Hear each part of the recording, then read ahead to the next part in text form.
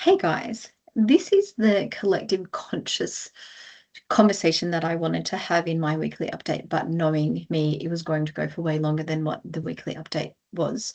So I'm doing it this way because I think that this won't be for everyone. And for the people that find it, it really is meant to be something that you connect with and you're already there. You're already kind of thinking the same way I'm thinking. And so it gives us permission to ask more questions and to be curious about what is going on in the world right now.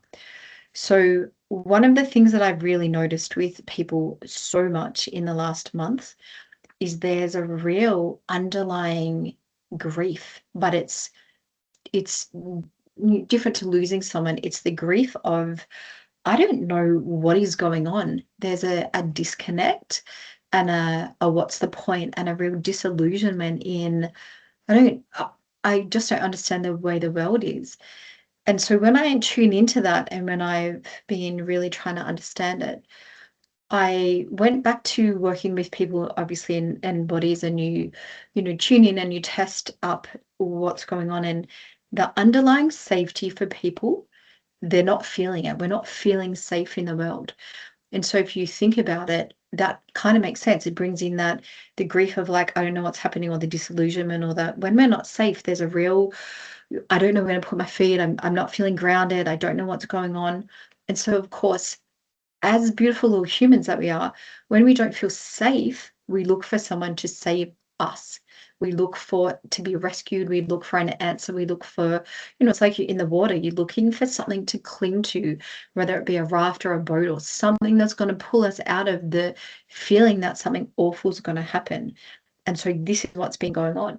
So when I thought about that, I went back into over history of what's happened because there's been so many times in life that as humans we haven't felt safe, and so things come along in the collective or in the world that helps us feel safe. So if you think about it without really doing a history lesson, we've got leaders over back in over the world wars and stuff that stepped up to be this massive leader in their words, and their everything that they said made the people feel safe, and so the people then had something to cling on to.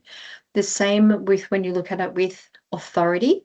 When we use authority, people use like people in a war, or soldiers or leaders or someone that is going to take control of something.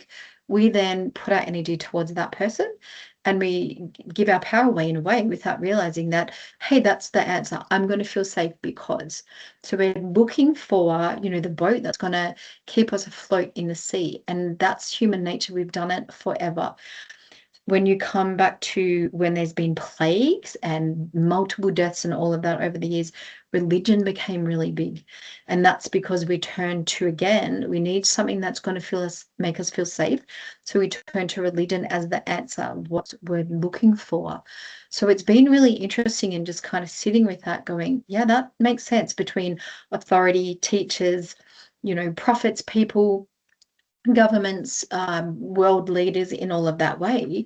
Over so many years, this is what we've done. So let's look at now what's happened, which is so interesting, is we look towards our government and we're now in the cost of living crisis, a housing crisis. There's a health crisis. So many people are sick. There's not answers for things. You can't get into things, or there's no support. The waiting list for hospitals is enormous. And so even all of that, we're looking for all of these answers, but all we're having is problems that are being met. And when we have governments that deliver budgets that absolutely blow things up, it's like, yes, I'm going to do it this way, but I'm totally not doing it. So now we lose faith and we lose trust. So the people we used to look for in our little space that's going to help us feel safe, the lifelines or the boats in the water that we thought were there are not real, or they're blow up boats, full of holes that we know we actually don't trust it anymore. And so if you think about that in history, over hundreds of years, collectively we would be able to put our energy towards something that was going to save us or make us feel safe or rescue us or be our solution, and then we could breathe again. So this real uncertainty is because we don't have that right now. The way the world is, with the war and America and so much of that's going on, there's nothing that feels really safe. We're waiting for something to happen rather than having that real trust that everything's going to be okay. And so this is what I'm seeing. And so I really want to share that with you because I think that it might explain that underlying feeling of uneasiness that's a lot of us are feeling at the moment. In that, I wanted to take it one step further. So this could be interesting, but I stumbled across the collective conscious theory of the 100th monkey effect. So let me explain that. It's like there's a concept, and this is a roundabout, so bear with me. That if a monkey in this country learns how to a skill or a new behavior, in a whole nother country, the monkeys are then going to adapt to that skill or that behavior, but they've never actually physically met. So what is talked about in the collective consciousness, so if you think about that as a bubble around, the earth, there's a collective consciousness of thoughts and learning that we have access to that we don't even realize that is there. And so that's the theory with 100 monkeys. So if you think about it with us, so we talk about we've always looked for someone else in the government or the people or the religion or the thing that's going to make us feel safe. That's disappeared right now. So when I work with people, they're like, what can I do? Because I can't lie to you and say, hey, it's all going to be okay, because we actually don't know if it will be okay. But what I can say is, if we take that collective consciousness theory, then for me, it comes back to everything that you do. We have one job, and what you do matters. And what I mean by that is, if you think that before our whole lifetime, our life experience, we're going to drop something off, and that's going to be the energy of what we learned about ourselves, what we learned about life, what we saw, what we understood, how we grew, what the insight to ourselves was, all of that. So to me, working on understanding ourselves is probably one of the most important things that we can do right now for everyone, including ourselves, because it's going to help that overall shift that people need, because really feeling safe and trusting is going to come back to us working with ourselves and working together in a totally different way than giving our power away to be rescued or to be saved anymore. And so this is why I wanted to bring this up, because I think it's really important that challenging the things that don't feel right, choosing to be kind, coming back to grateful, but not grateful because someone did something, grateful because you took the time for yourself to notice this, experience this, and be there for that person. It's really coming back to understanding why we go through our trauma and why we go through our grief and what that means in our story. It's like, let's unpack it to the point they go, gosh, it makes so much more sense to me, because we're dropping off things that make sense, and we're dropping off clarity and insight and empowerment and self-love and choice and compassion, rather than anger and confusion and frustration and blame and judgment. And so if we can do nothing else but leave the world a better place by becoming the best version of us that we can be, then I think this is probably one of the most important things that not only we can do, but we can control this. We can choose this, because there's so many things that we can't choose at the moment. And so this is why I wanted to share this in this way, because it's something I am so passionate about, and helping people understand their life and their stories and making sense of things that didn't make sense is absolutely everything to me. To step out, to then go, there is a story here. What does it mean? What does it mean for me? What does it mean for when you get to understand all those little puzzle pieces? So I often talk about when you have, when we leave the earth And we have that, I call it an exit interview, but it would be hey, how'd you go on earth? What happened? How'd you go? How'd you support yourself? Tell me everything. We then tell everyone what happened to us, but it's about what people did or what things happened or what events happened, not about how we changed, what we learned, how we supported ourselves, how we changed our view on things, how we grew as people. And so I think that that's such a beautiful thing to tuck in, to go, hey, I am here for me, and I'm allowed to come here to experience and learn what that is.